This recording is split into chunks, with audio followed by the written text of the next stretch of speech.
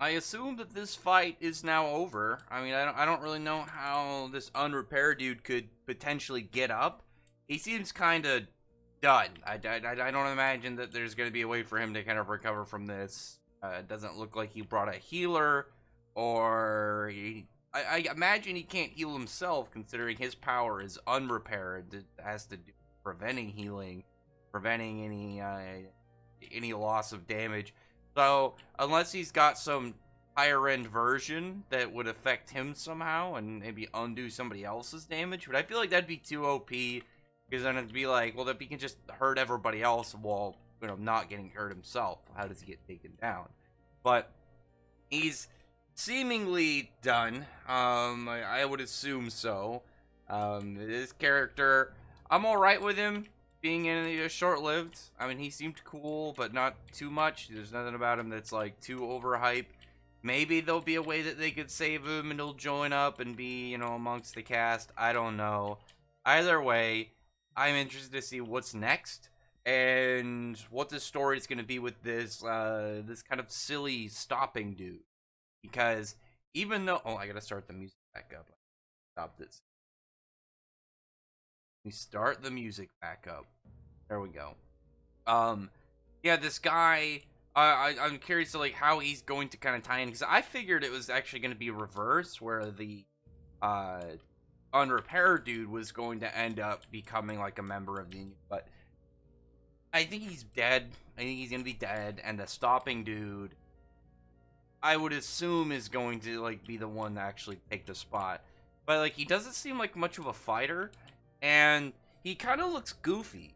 Looks a little bit goofy, so I'm wondering like what the author's plan is with this guy. Like, is he gonna have him kind of like go from like this, maybe become the silly side character who does more for jokes, so maybe like Fuko can do a little bit more important stuff. I don't know. And maybe this guy can be the comic relief for a bit, and then maybe eventually he could be his own kind of badass.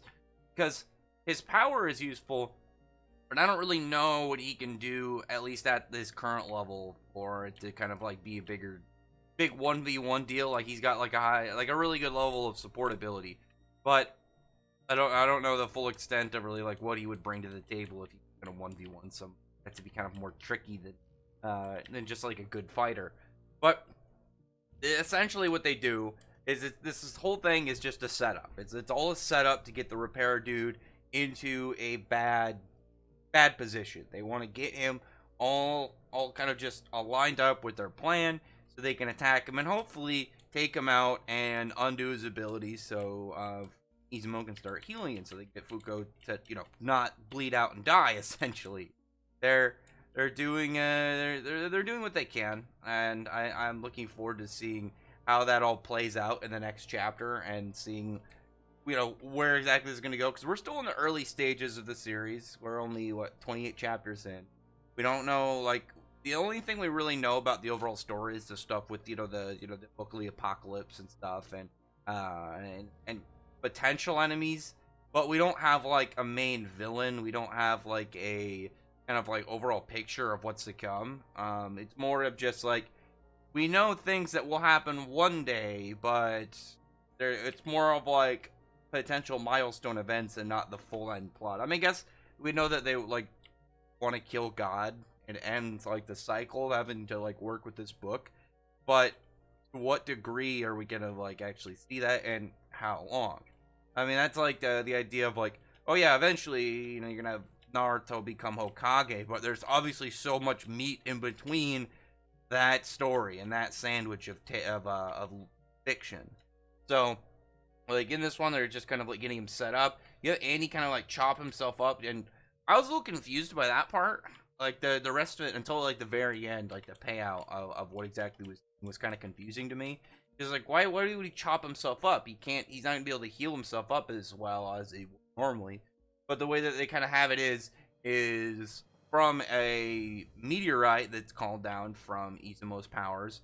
They're like, they use the impact to kind of move Andy far away, like just like at a good distance, and he's gonna use his parts bullets. But because he damaged himself so much, his body's gonna want to repair and heal up. And what they do essentially is he concentrates all of his healing factor, all of his regeneration to have it just doing the one finger.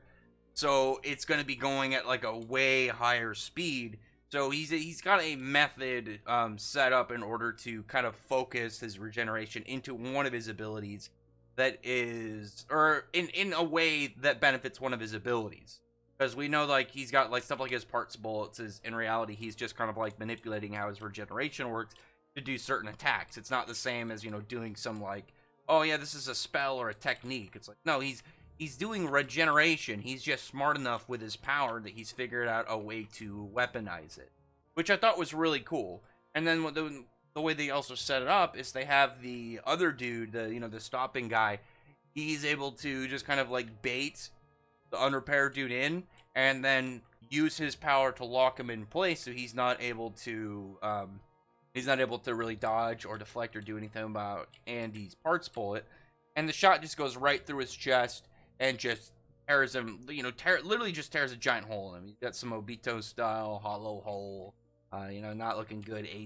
Ace the bracelet kind of thing going on. He's not looking too good. And like I said, unless he's got some form of power to heal himself, or some very strange kind of addition to his abilities, I don't really see him surviving. I mean, it went through his heart, so and unless you have somebody that can straight just undo all that damage, he's gonna die. And like I said, if he has something like he could undo damage to himself, that I don't know, I feel like he'd be too OP. I don't know how they'd be able to beat him at this point in the only person that would be like, oh yeah, maybe he could overwhelm him is Victor, but like I don't know if I would be cool with them calling up Victor back already, when it was not that long ago when we had Victor just become so much of a problem that they had to have multiple big characters in order to kind of like push back and solve. So, nice little chapter, nothing crazy. It was just fun. I like that a lot. I like the teamwork. I like the characters just working together and getting everything set up to get this victory on this dude with the tricky power. And all of them putting in their work. Every single one of them put in work. It wasn't just Andy. It wasn't just Izumo. Like, all of them did their part. Even this new dude who doesn't seem like much of a fighter. That's what they say was what screwed over the unrepaired dude. Is he didn't... when he kind of was strategizing, calculating what was going on, he didn't take into account the idea of all four of these people pretty much putting their lives all on the line and being fine with potentially, dying in order to get this job going for. Like, even when the stop dude is like talking to Annie, he's maybe what if I freeze up and mess up the plan and stuff. But he's like, no, you're gonna do it. I believe in you. I believe that you'll deliver and you'll do what you kind of all gone through and working. So I like that a lot. That was a nice little chapter. I thought that was good.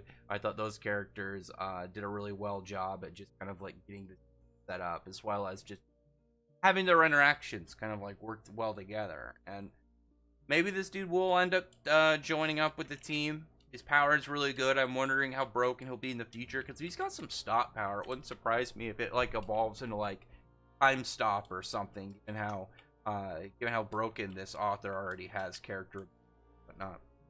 So anyway, other than that though, comment below. Tell me your thoughts are about this chapter. Tell me your thoughts about what's coming up and how you see things kind of like all working together and going. I'm like I said, I'm interested. I want to see what's next for some of these guys, and like how many people are they going to bring in the group? Because I think they only had room for like one. Because they had the invisible guy seemingly get killed, the unrepaired dude. I'm guessing is dead. I don't know who's going to still be alive, if they're going to be able to even take anybody in besides the stop dude. Like, what's going to happen to this other girl? What's going to happen to, like, members of this... Are they going to, like, retreat and kind of, like, regroup and try and attack him later? Or are they kind of just going to be one of those villain groups, one of those antagonist groups that disperses early on and we don't really ever hear from them? I don't know. It's not a big deal. It's more of just waiting to find out, being impatient, wanting answers right away. But that is what it is. Anyway, other than that though, comment below. Tell me your thoughts are about this chapter. Tell me your thoughts about what's to come up right now in Undead Unluck. Like I said, I've been enjoying the series. I think it's fun. I like the weird integration now of like weird cryptozoology stuff and like weapons from mythology. I think that's a pretty badass. But anyway, other than that, no, comment below. Thumbs up the video, press the like button, subscribe button, check out my other videos. But other than that, I appreciate it. Thank you all for listening. Bye.